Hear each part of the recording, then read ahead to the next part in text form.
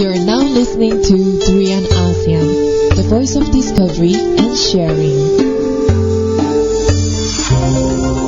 The Durian Heat, bringing big ideas and critical opinions in Southeast Asia. Hey, this is Arlene and you're listening to Durian ASEAN, the voice of discovery and sharing. Today on our Durian Heat, we will discuss on the budget 2016, even though it has been released quite some time ago. But we are going to talk about cost of bread and butter, which is the complaints by a lot of Malaysians regarding on the high cost of living. First of all, let me introduce our three panelists here. We have Azrul Khalid, he's a social activist. We have Ivy Kwek, a young professional, and Dr. Muhammed, an economist. First of all, I think my obvious question is about the budget 2016. Do you think it really addresses the bread and butter issue and, of course, the high cost of living that ordinary Malaysians are facing right now? Yeah, on budget 2016, does it address the cost of living to a certain extent? Yes. Why do I say that? One, government continue to give cash assistance. We increased to about 1,000. That's one. Second, and BRIM is, in fact, when we introduce it to mitigate the rising cost of living. Number one, on BRIM. Second, minimum wage has been increased. So, that's number two. To for both. Ringgit. Yeah, and also in the public sector, minimum is 1,002, which is why I find it surprising. In public you give 1,002, but in private you give 1,000. At least it should be the same. In fact, minimum wage should not be at a monthly basis. It should be at hourly minimum wage, so you can encourage part-time women, participation among women or students. Many countries do this. Is that your opinion, or is that something that has been suggested to the government previously? There has been suggestions. Yeah. Number two is minimum wage, right? And number three, there's also tax incentive, tax relief for the middle class. This gives you extra disposable income to mitigate the rising cost of living. Short-term measures. Long-term measures, you look what are the causes of rising cost of living. Big ticket item, housing. I think they're doing something on that. Addressed in the last budget and the budget in 2014 when they introduced Prima for affordable housing, right? You see a huge allocation to Prima housing. Second, you look at food prices. The government gave a lot of incentive. In fact, in this budget I haven't seen before, on exemption tax incentive for producers of products. Food products. So in short term, I think yes, they introduce measures. When you say short term, is within that 1 year, not the 11 Malaysian. No, short term. I mean, you have to also address structural issues. So short term, I give you cash basically, to mitigate. Long term, how do you make sure the food price is cheap? For instance, we import. Total import cost for food about 30 billion. You take dairy, everybody drinks milk, it's almost 100%. You look at beef, we only produce 30%, 70% we import. How do you make sure we are self-sustainable? How do you make sure we import less? This require long-term strategies, which I think is addressed a bit in the budget. Yeah. In the budget, it focuses quite a number of, I would say, the welfare of the middle class. But what about the bottom 40%? I would argue otherwise. We say that the budget address bottom 40, not the middle class. We think we are middle class society. We are not. The study that we did, Ivy know this, for UNDP Human Development Report, we calculate what's the size of Malaysian middle class. We always thought it's huge. Actually, it's not. If you look at many, there's many methodologies. Some say plus minus 20% of median income. That gives us about 24%, 25%. Middle class, we're not 40. If you look based on expenditure, slightly higher, 4% higher, about 28, 29. Why the difference? Basically on debt, hutang, that makes middle class slightly higher, but it's only 1/3. It's not a lot. What this budget has done, same as last budget, it give a lot to B40, especially you look at BRIM. So more assistance to them, which I think is correct. If you compare cash assistance to fuel subsidy. 2 years ago 23 billion, BRIM this year is only 5 billion, and it goes to the targeted group. So between BRIM and fuel full subsidy, BRIM is much better. But of course, many things that you can do to make sure it's more effective, it's more efficient on BRIM. And Azrul, you as a social activist, as well as you yourself, I would consider you as the M40 or B40, I don't know. Top 20. Now the line is blurred. Do you agree that the government actually assisted either the B40 or the M40 better with the budget 2016?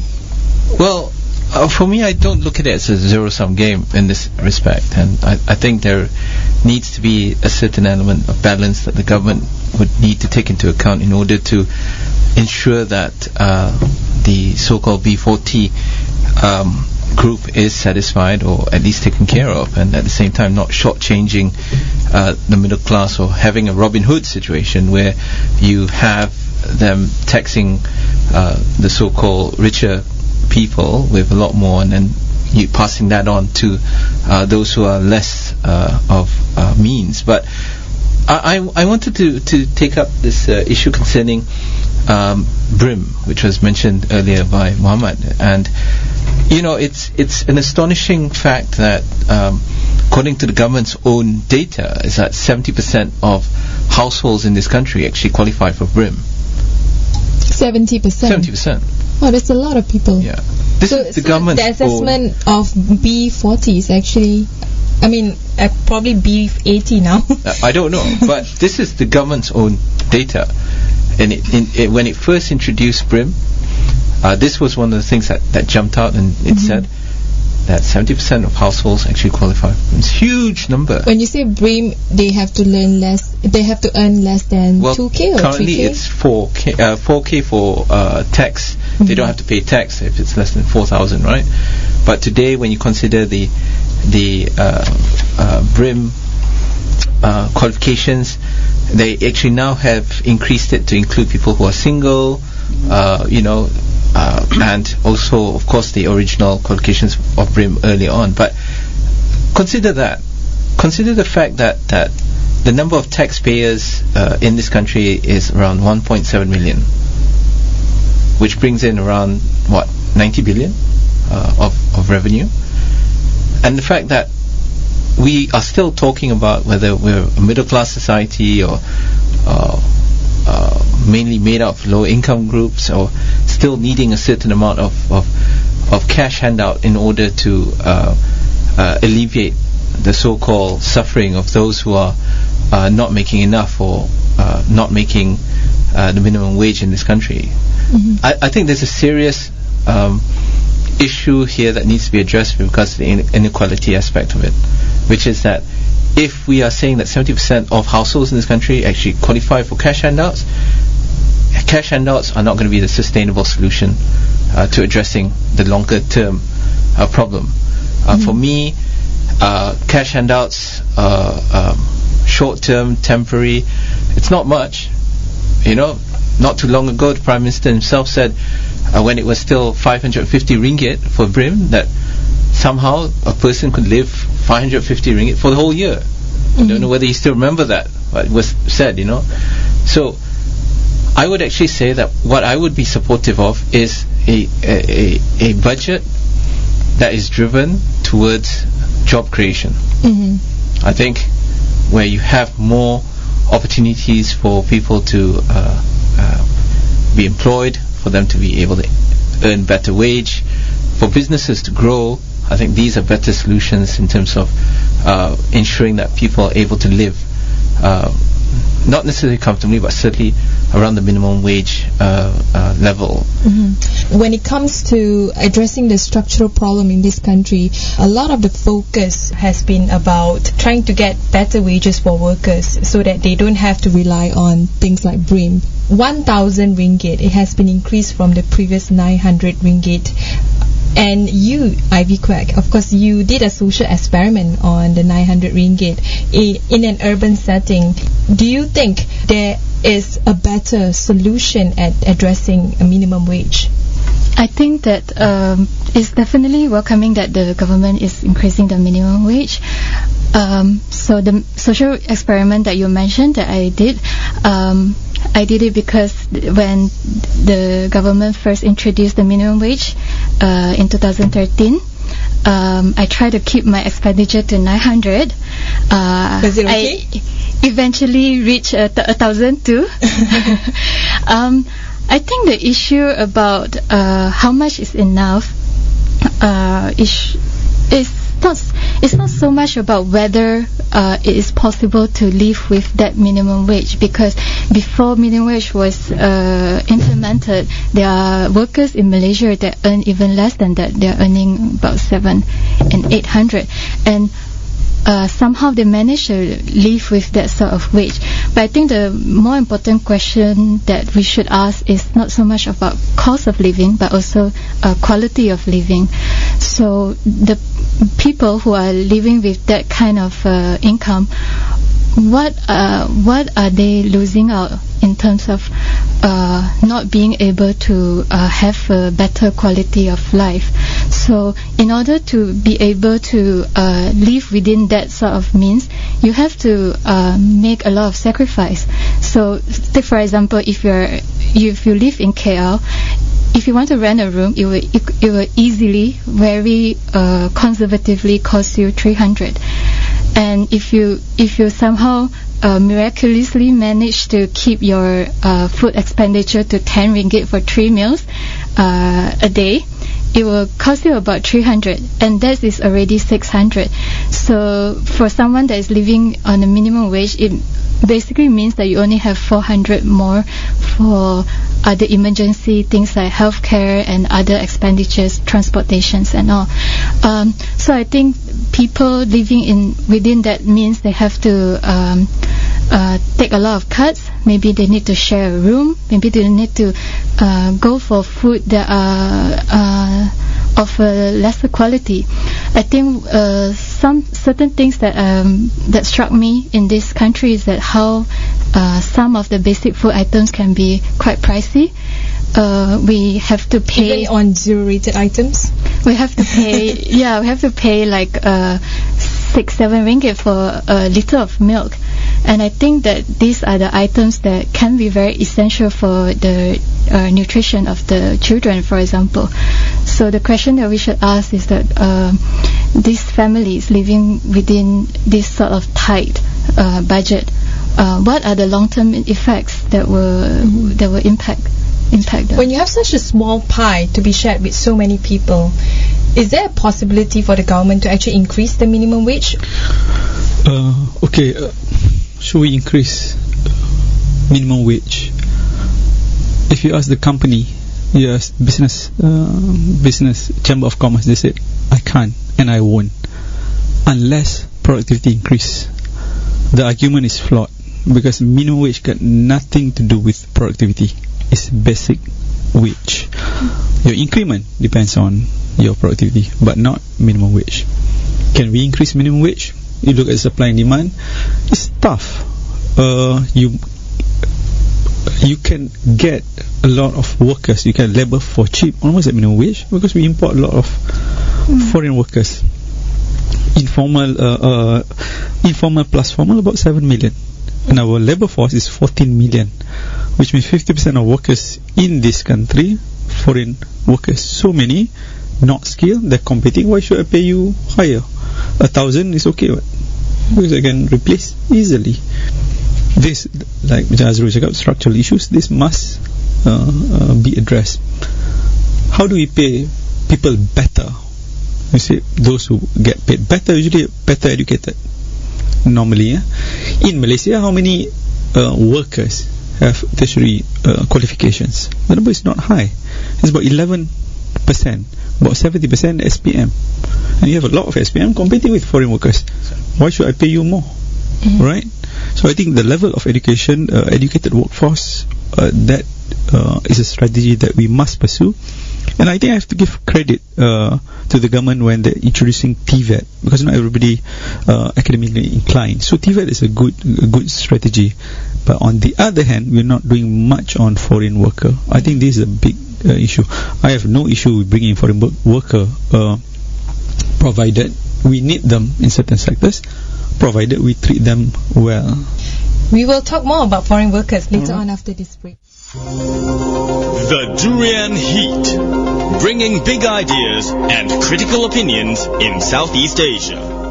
Hi, this is Arlene. You're back with me again on Durian ASEAN, where we bring you all the interesting and critical discussion in Southeast Asia. And this time we're going to talk about Budget 2016 in Malaysia, focusing on the cost of living.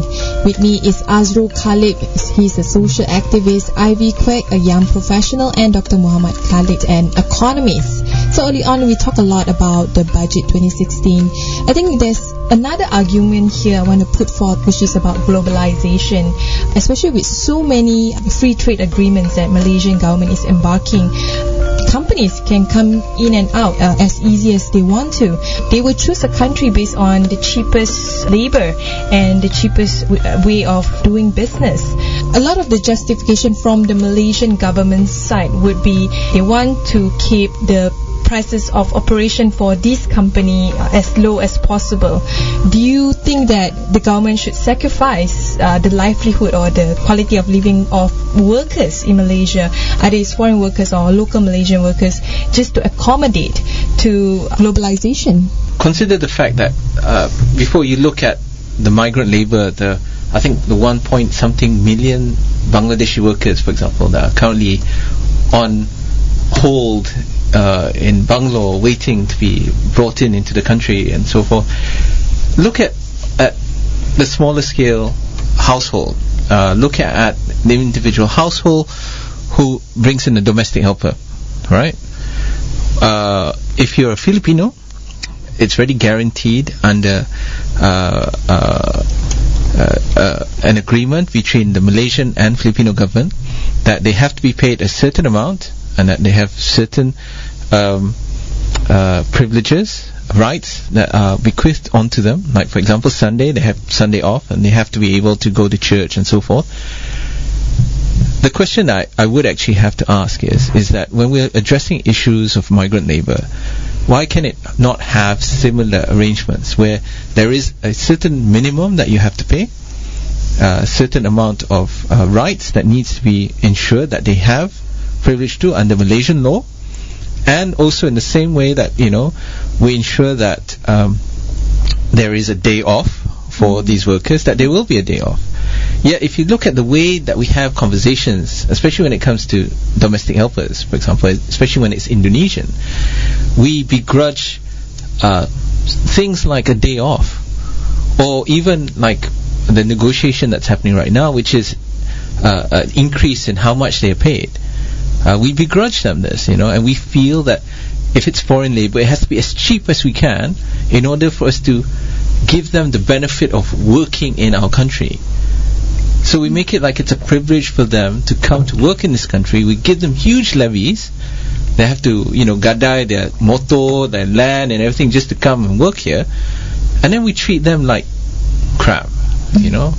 And I have a problem with that because they are building our country in the same way, whether it's a domestic helper or construction worker building one of our skyscrapers. They are contributing to this country, and there is in so much a contribution in terms of manpower. There is also a financial contribution to the Malaysian economy. You know, the question I have asked in discussions when we're talking about migrant labor is, what do the levies that they have to pay in order to work here provide them with? Healthcare, insurance, what? Nobody can really tell me this. You know, it's like they pay protection money just to come and work here. So I think it's not impossible to have similar standards like they have in Hong Kong, for example, in terms of migrant labor. We can do it, and we should not be exploiting people in the shameless way that we've been exploiting the past, few decades. Is there a change in the Malaysian government, especially with its 11 Malaysia plan? It has this vision of achieving a high-income nation. Does that mean that we want to rely less on foreign labours, especially low-skilled foreign labours? If you aim to be a high-income nation, the share of skilled workers in labour force has to increase, which means the low-skilled migrant workers has to be gradually phased out. What other countries are doing, like Singapore for instance, easy example, They allow high-skilled workers to come in. They allow low-skilled workers to come in. We, on the other hand, we do not allow high-skilled workers. We allow low-skilled workers. In fact, now foreign workers in Malaysia, they are not only unskilled workers. In fact, there are evidence that show, and this surprised me, they already move up to semi-skilled occupations, Such as? a rig engineer, for instance. They're skilled workers now, those who work at the rig, for instance. So in they're Johor. actually moving up the scale of the job market. Exactly, which means when people say foreign workers are not competing with us because they're working on dirty, dangerous, and one other D, forgot. Demeaning jobs. Not true anymore. They're moving up, which means they're competing with the kids that are coming out from Institute Kemahiran Latihan Belia, Institute Kemahiran Mara, Giat Mara, those kind of institutions. So this need to be controlled. What can we do? Easy, actually. We look at what other countries are doing. In Malaysia, it's quite peculiar. You want to bring foreign workers, you go to Ministry of Home Affairs. In other countries, foreign workers is not under Home Affairs, Ministry of Human Resources, because they know which sector, which company needs foreign workers. They can regulate easily. This can be done tomorrow. But we have maybe conflict of interest in this issue, and I'm not the first person who said this. Many activists have said this. Transfer the power of recruiting from KDN, Ministry of Home Affairs, to Ministry of Human Resources. This needs to be done. And Ivy? Yeah, I think I find it interesting that when we talk about the migrant issues, somehow we manage to desensitize, and we don't really see them as human beings, but as a subject.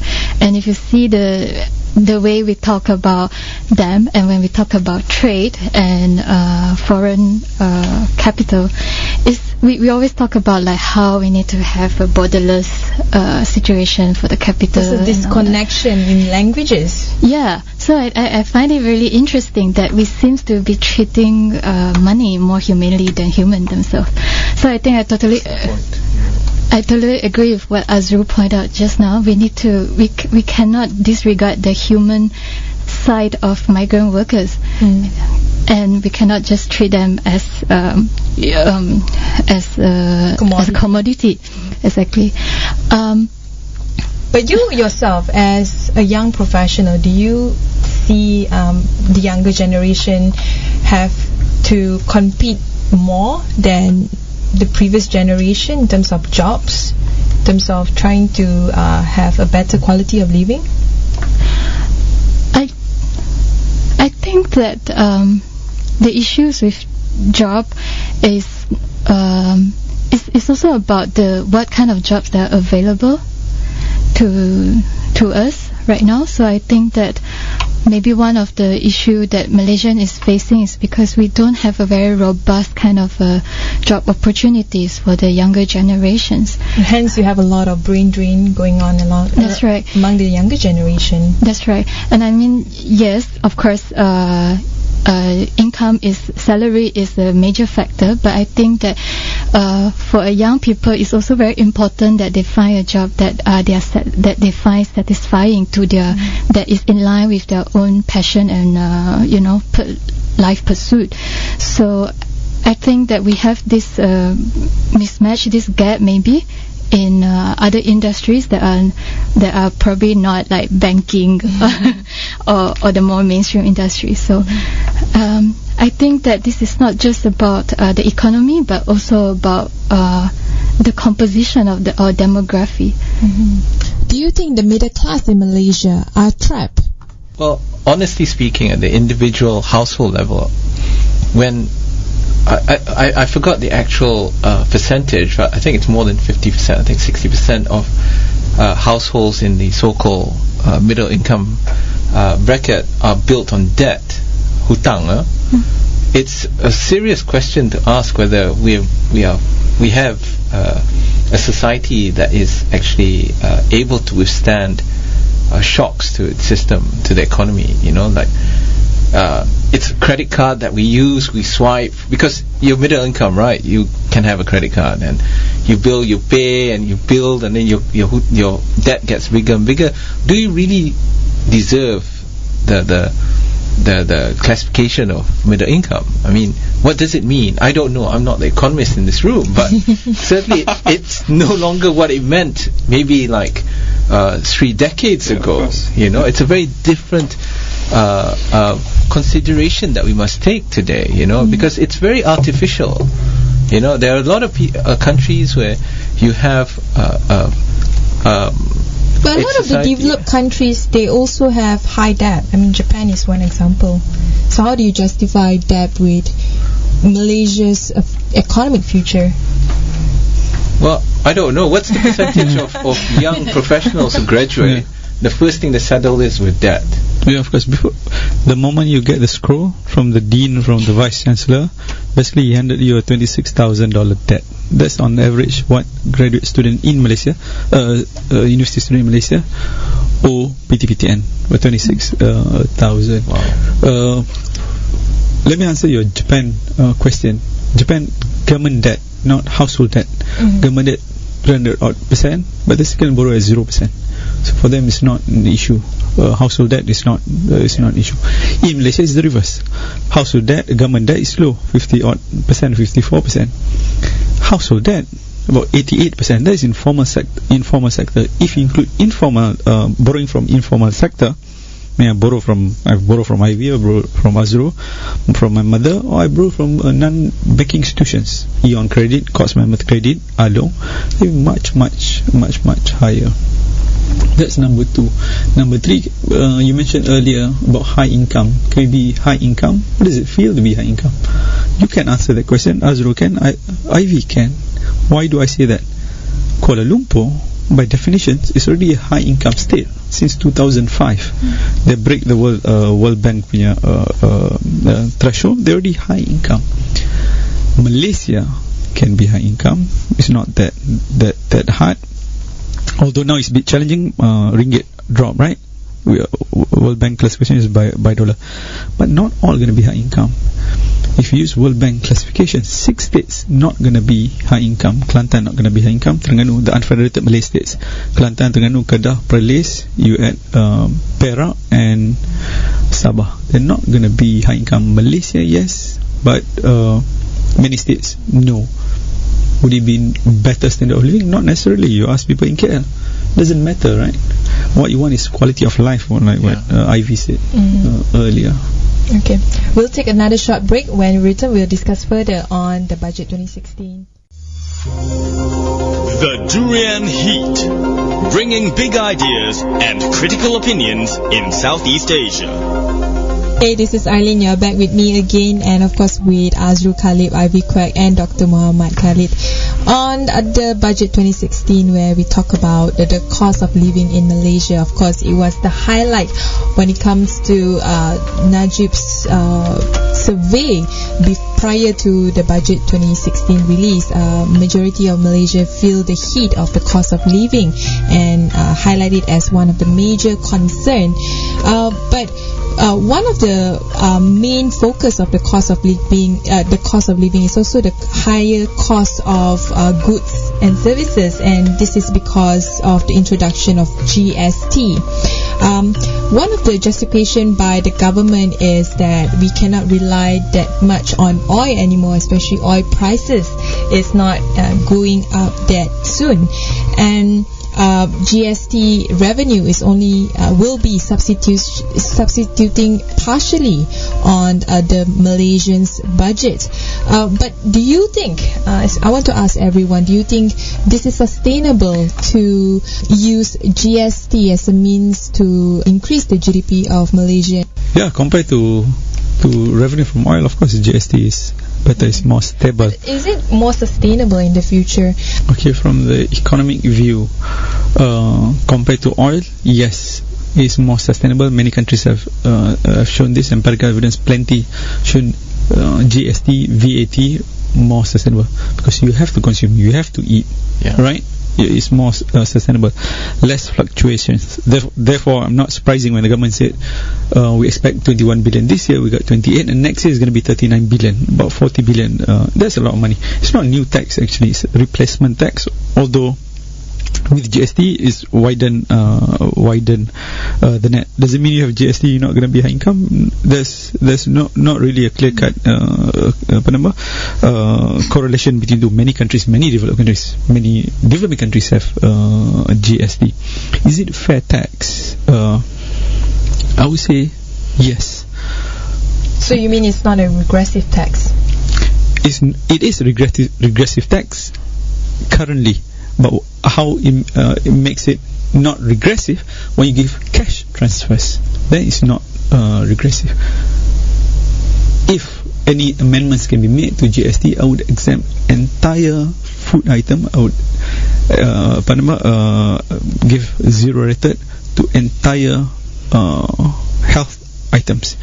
Recent budget, they expand the list of zero rated exempted items, about 6,000. Why you exempted everything? I bought a cough syrup yesterday, there's the GST. It doesn't make any sense. The entire, even the fees of physicians should be no GST. But otherwise, if you buy something, you pay. Before, luxury items, they're exempted because we want people to come and shop in Malaysia. It's not fair, right? Makes sense. But do you think it's fair for you? I mean, you are the one who is going to pay GST. I think maybe from the government perspective, well, as the Prime Minister said, it was a saving grace. But I think that the flip side of it is obviously the main portion of the GST revenue comes from the consumers, who are the people. So yes, I would agree that we need to cut our dependency on oil, but to say that to replace it with GST, I don't think it is wise. I think that perhaps the government should also think more about how to help the other industries to diversify our economy. One thing you have to remember is that GST or VAT or whatever, it was, in my opinion at least, long overdue for Malaysia. Simply because we didn't have it doesn't mean that we shouldn't have had it.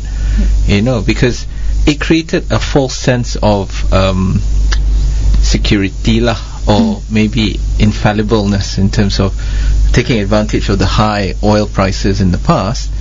But today reality is very different, and we look at the subsidy rationalization exercises, and don't forget that the 2016 budget was developed based on a presumption that the oil barrel prices will be at $48 a barrel.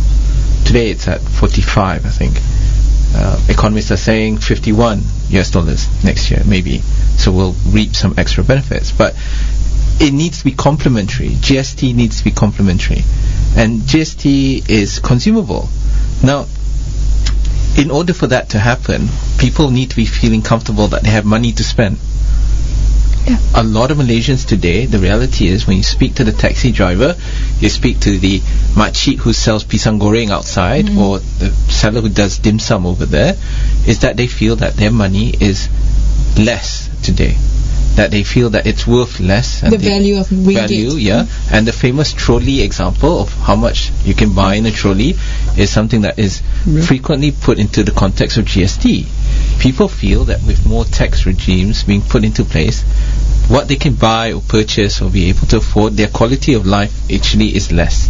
And that's a major perception issue that needs to be addressed. And I don't think the government has explained it very well as to why we need a GST regime. Having said that, though, the way the government describes GST as being able to be the spinach for Popeye to suddenly survive whatever economic, it's just, that we have that's a little bit ridiculous there. But it sounds like it solves everything. But it needs to explain the GST better.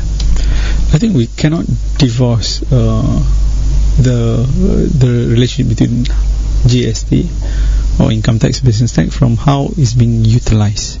You look at other countries, in Nordic countries for instance, high GST or VAT, high income tax, high business tax, but the people that pay percentage remains very high, not like here 1.7%, I think 16% of businesses pay tax, 16% of workers pay tax. The rest do not pay tax, evade tax. Why in the Nordic countries they pay tax? Why they're willing to pay tax? There's no brain drain. They don't jump, take the next train, because they believe, they trust in government. They trust the money that they pay will be used for infrastructure, will be used for universities, will be used for medical. We had a conversation with a Canadian recently. They pay 40%. So it doesn't matter. It's high. I said, why do you move here? It's much lower. Because I pay. If I get sick, they take care of me. If my kid go to university, it's free. So they know where the money goes. There's a trust. The trust must be there. That is what is a bit lacking. Yeah, I like the word trust issue, because I think we have a major trust issue with our government right now, for various reasons. But Ivy, I want to ask you about the youngsters in terms of trusting the government to handle their money. Because I mean, in Malaysia, when we think about GST, we are only thinking that the government will take our money and we have no idea where the money will go. It has a very libertarian sort of mindset to it. But for the Nordic country, the money will come back to them, either in terms of building better infrastructure, better institution like educational institution, and also creating more job opportunities or business opportunities. Would you give your faith, either in terms of income tax, GST tax, to the Malaysian government if this is what you'll be receiving at the end of the day? I think people from my generation, if I can pretend to speak for them, so modest. I think that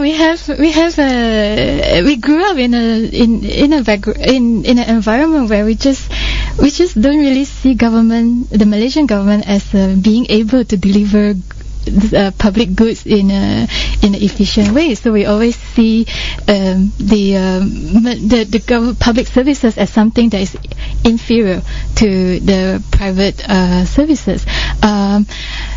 Well, this doesn't have to be the case.